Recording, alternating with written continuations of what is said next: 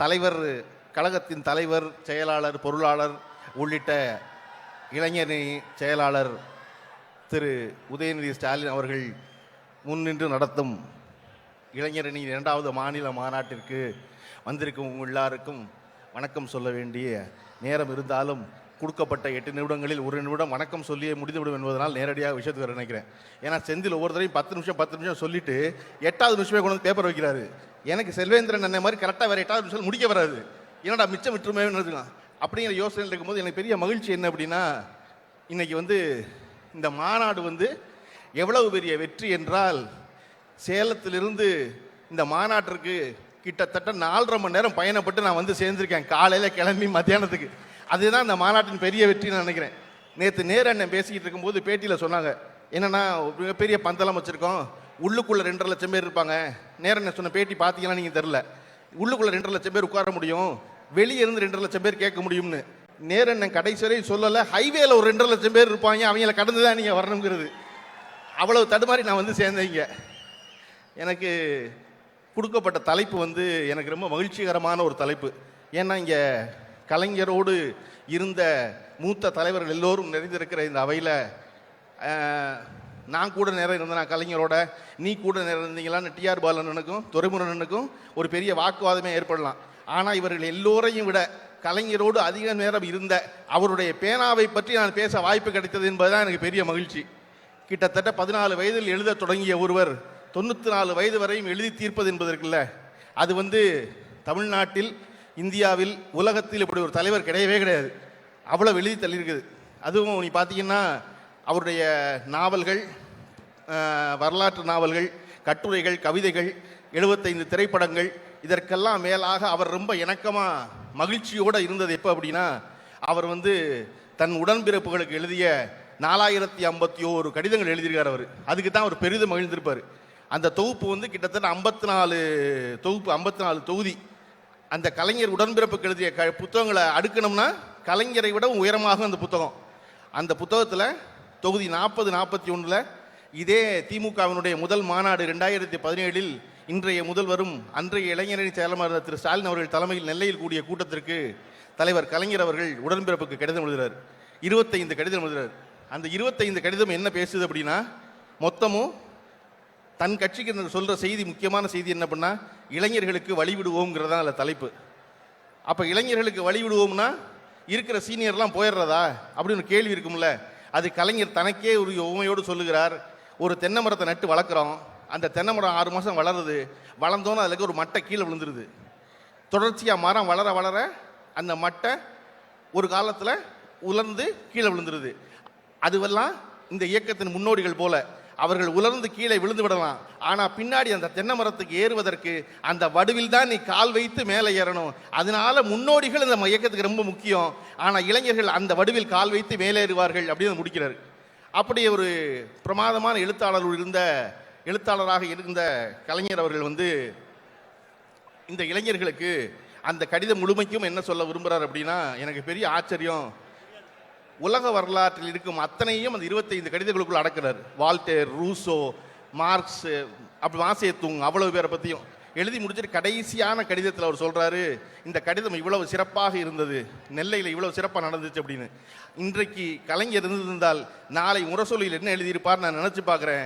என்ன நினச்சிப்பாருன்னா, இதை போல சேலத்தில் இப்படி கிட்டத்தட்ட 10 லட்சம் பேர் ஒரு கூட்டம் நடத்துவது என்பது கலைஞருக்கு தன் தொண்டர்களை பார்ப்பதை விடவும் பெரிய மகிழ்ச்சி இருக்க முடியாது. அந்த மகிழ்ச்சியோடு இருந்திருப்பார். அந்த மகிழ்ச்சியை தான் தலைவர் ஸ்டாலின் அவர்கள் ஒவ்வொரு கூட்டத்திலையும் நான் தொண்டர்களில் முதலாமானவன் சொல்லிக்கிட்டே இருக்கார். நான் நம்ம இளைஞரணி செயலாளர் உதயநிதி ஸ்டாலின் அவர்கள் துணை முதல்வர் ஆவாரா இல்லையா, எப்பொழுது ஆகப் போகிறார் என்பதை பற்றி எல்லோரும் பேச்சு நடந்து கொண்ட பொழுது, நம்முடைய உதயநிதி ஸ்டாலின் அவர்கள் அவருக்கே உரிய பாங்கோடு, நாங்கள் அமைச்சர்கள் எல்லாருமே முதல்வருக்கு துணையாகத்தான் இருக்கோம், அதனால இதில் தனியாக ஒன்றும் கிடையாது அப்படின்னு ஒரு பதில் சொன்னார். கரெக்டு தான். முதல்வருக்கு துணையாக இருக்கிற அமைச்சர்களில் நீங்கள் முதல்வர் என்பதால் நீங்கள் துணை முதல்வர் நினைச்சு எல்லாரும் சொல்லிக்கிட்டே இருக்காங்க. அதை அப்படி ஒரு கருத்து இருக்குல்ல. நான் என்னன்னா, முதலமைச்சர் ஸ்டாலின் அவர்கள் என்பது நான் எப்படி பார்க்குறேன் அப்படின்னா, இன்றைக்கி தமிழ்நாட்டில் இருக்கிற ஒவ்வொரு பெண்ணுக்கும் தந்தையாய், அண்ணனாய், மகனாய், உடன் பிறந்தவனாய் இந்த தமிழ்நாட்டு பெண்கள் நினைப்பதற்கான காரியங்களை திரு ஸ்டாலின் அவர்கள் தன் ஆட்சியில் நிகழ்த்தி காட்டுவதற்குல்ல, அது பெண்களுக்கான இலவச பயணம், புதுமை பெண் திட்டமாக இருக்கலாம், மகளிர் உரிமை திட்டமாக இருக்கலாம். இந்த திட்டங்களை இனி ஒரு பொழுதும் தமிழ்நாட்டில் எவருமே மாற்ற முடியாது என்பதுதான் நம்முடைய தலைவர் ஸ்டாலின் அவர்கள் செய்த மிகப்பெரிய சாதனை நான் நினைக்கிறேன். அண்ணா அவர்கள் சொல்லுவார், நான் நம்ம குறுகிய காலம் தான் நான் இருந்தேன், சில காரியங்கள் செய்திருக்கிறேன் அப்படின்னு அண்ணா ஒன்று சொல்லுவார். என்னென்னா, தமிழ்நாட்டுக்கு தமிழ்நாடுன்னு பேர் வச்சது, தமிழ்நாட்டில் இருமொழி கொள்கை, எப்பொழுதும் ஹிந்தி வர முடியாது, ஆங்கிலமும் தமிழும் தான், 3வது சுயமரியாதை திருமணத்தை சட்டமாக்கினது. இந்த 3இல் எவராவது எப்பொழுதாவது கை வைக்க நினைத்தால் உங்கள் மனதில் ஒரு பயம் வரும் அல்லவா, அதுவரை இந்த நாட்டை அண்ணாதுரை ஆளுகிறான் என்றுதான் பொருள்னு சொல்லுவார். அந்த மாதிரி நம்ம தலைவர் ஸ்டாலின் அவர்கள் கொண்டு வந்த மகளிர் உரிமை தொகையவோ புதுமை பெண் திட்டத்தையோ அல்லது பெண்களுக்கான இலவச பேருந்து பயணத்தையோ என்றாவது யாராவது மாற்ற நினைத்தால் மனசுக்குள் ஒரு பயம் வரும் இல்லையா, அந்த நாள் வரை இந்த நாட்டை ஸ்டாலின் ஆளுகிறான் என்றுதான் பொருள், அப்படிதான் சொல்ல நினைப்பேன். அதுக்கப்புறம் எவரும் மாறலாம். அப்போ அங்கிருந்து இன்றைக்கு இளைஞரணி ஏன் இவ்வளோ முக்கியமானதாக இருக்குது அப்படின்னு நான் நினைக்கிறேன் அப்படின்னா, திராவிட முன்னேற்ற கழகம் ஒன்றில் தான் முதியவர்களும் சீனியர்களும் ஜூனியரும் ரொம்ப சரியாக கையாளுவது என்பது, ஒரு கட்சியில் இருப்பது என்பது இந்த கட்சிக்கு மட்டுமே உள்ள தனிக்குணம் நான் நம்புகிறேன். இன்னைக்கு மகேஷ் பொய்யாமொழி அவர்கள், அமைச்சர் மாண்புமிகு மகேஷ் பொய்யாமொழி அவர்கள் கலர் ட்வீட் போட்டிருந்தார். என்னென்னா, இளைஞரணி மாநாட்டிற்கு எங்களை வளர்த்தெடுத்த இளைஞரணி மாநாடு இன்று ஒன்று கூறப்படுவார். அந்த வளர்த்தெடுத்தங்கிற வார்த்தை எனக்கு அவ்வளோ பிடிச்சிருந்துச்சு. ஏன்னா, பள்ளிக்கூடத்தில் படித்து முடித்த ஒரு மாணவன் மீண்டும் தன் பள்ளிக்கு போகும்பொழுது என்ன மகிழ்ச்சி இருக்குமோ அந்த மகிழ்ச்சி அவர் மீண்டும் இளைஞரணி இன்னைக்கு மாநாட்டுக்கு வர்றேன்னு சொல்றதுல தோணுச்சு எனக்கு. நான் அவர்கிட்ட கேட்டேன், நீங்கள் அப்படி நினைச்சானே எழுதுனீங்க அப்படின்னு.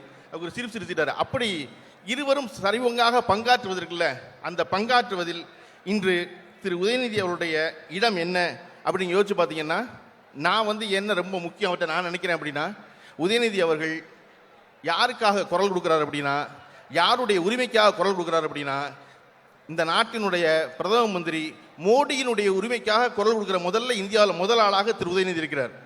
ராமர் கோயிலுக்கு மோடி வரக்கூடாது, ஏன்னா அது சாமியார் உயர் பிறப்பில் பிறந்தவர்கள் தான் வரணும் அப்படின்னு ஒரு சாமியார் சொன்னால், அதை பிஜேபியில் இருக்க யாருமே எதிர்க்கலை. உதயநிதி அவர்கள் தான் முதல்ல அது எப்படி சொல்லுவார், எங்களுக்கு பிரதமர், இந்த கோயிலுக்குள் எவரும் வரலாம் என்பதுதான் எங்களுடைய கொள்கை அப்படின்னு மோடிக்காக குரல் கொடுக்குற ஒரு ஆளாக இருக்கிறார்ல, அதுதான் அவருடைய மிகப்பெரிய சிறப்பு நினைக்கிறேன். நீ வேற கொள்கையா இருக்கலாம், வேற கட்சியா இருக்கலாம், ஆனால் கோயிலுக்குள்ள எல்லாரும் போகணுங்கிறத எங்களுடைய அடிப்படை கொள்கை. அதனால உனக்காக நான் பேசணும் இருக்குல்ல, இது அவர்களுக்கு நல்லா தெரியும். நான் பல தடவை சொல்லியிருக்கேன், நம்முடைய தலைவர் முத்துவேல் கருணாநிதி ஸ்டாலின் அவர்கள் பெற்ற பாராட்டிலே சிறந்த பாராட்டு எதுனா, ஸ்டாலின் இஸ் மோர் டேஞ்சரஸ் தென் கருணாநிதி என்பதுதான் காரணம். அது எதிரி சொன்ன பாராட்டு. அதை விடவும் நான் ஒன்று சொல்கிறேன், என்னென்னா, அவர்களுக்கு நல்லா தெரியும் Udhayanidhi Stalin is most dangerous then ஸ்டாலின்னு தெரியும் அவர்களுக்கு. அதனால தான் ஒவ்வொரு தடவையும் அவரே இந்தியா முழுமைக்கும் ஒரு செய்தி ஆகிறாரு. இந்த இந்தியா முழுமைக்குமான ஒரு தலைவராக நம்முடைய இளைஞரணி செயலாளரை முன்னிறுத்துவதில் மோடி அவர்கள் ரொம்ப கவனமாக இருக்காரு, பிஜேபி ரொம்ப கவனமாக இருக்கு. இந்தியா பூராவுக்குமான ஒரு தலைவராக அறியப்பட்டவராக மாறி இருக்கிறார். இந்த மாநாடு என்பது இவ்வளவு சிறந்த, இவ்வளவு பிரம்மாண்ட, இவ்வளவு கூட்டத்தில் பேச வாய்ப்புள்ளதுக்கு நன்றி சொல்லணும். மீண்டும் இதை போன்ற பல மாநாடுகளை நீங்கள் நடத்துகிற மாநாட்டில் எல்லாம் அண்ணன் சபாபதி மோகன் போல நான் பேச வாய்ப்பு கிடைக்குமான்னு தெரியல, ஆனால் கலந்துக்கிற வாய்ப்பு எனக்கு கிடைக்கணும். அப்பொழுதும் இந்த தொண்டர்களை பார்ப்பதில் உங்களைப் போலவே நானும் மகிழ்ந்திருப்பேன். நாம் அடுத்து வரும் தேர்தலில் 40 தொகுதிகளையும் வென்று நம்முடைய மாநில உரிமைகளை மீட்பதற்கான வழியாக செய்வோம் என்று சொல்லி வாய்ப்புக்கு நன்றி சொல்லி விடைபெறுகிறேன். நன்றி, வணக்கம்.